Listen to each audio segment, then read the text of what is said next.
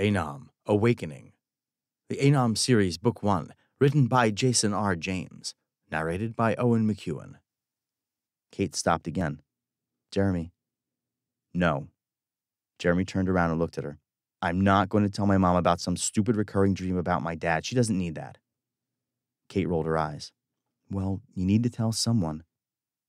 I do tell someone. I tell you. They started walking again down the sidewalk.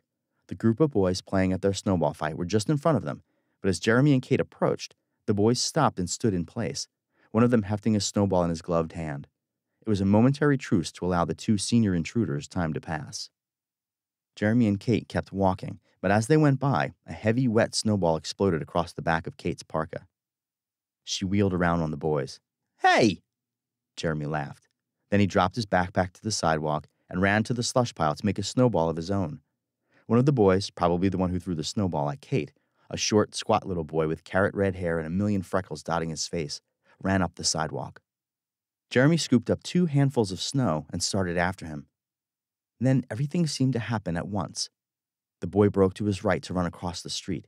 He jumped over the slush pile at the edge of the sidewalk, darted between 2 parked cars, took 1 step into the road, but then he slipped. He fell flat on his face in the middle of the street. He probably never saw the school bus coming down the road, but as soon as he hit the ground, the bus driver saw him.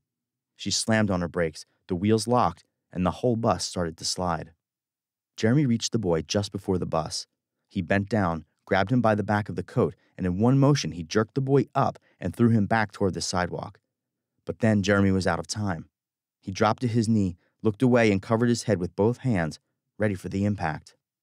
He could hear Kate start to scream, but then her voice was lost in a dull, sick crunch of crushing metal. Then silence. Jeremy blinked open his eyes. Inches from his face, he saw the front corner of the bus cutting into the blue driver's side door of one of the parked cars, and he thought for a second that the bus had missed him. At the last possible moment, it must have veered to the right and hit the car and missed him. Only it didn't. He had felt it. The sudden impact of the bus, and then the weight and the pressure, like someone was trying to push him. He looked to his right. All he could see was the yellow radiator and black bumper of the bus, the steel bent and warped around his body in a concave shell where he knelt on the ground. He reached up and touched the metal next to his face. Then he recoiled his hand. Jeremy staggered up to his feet and reeled back from the accident. He couldn't catch his breath.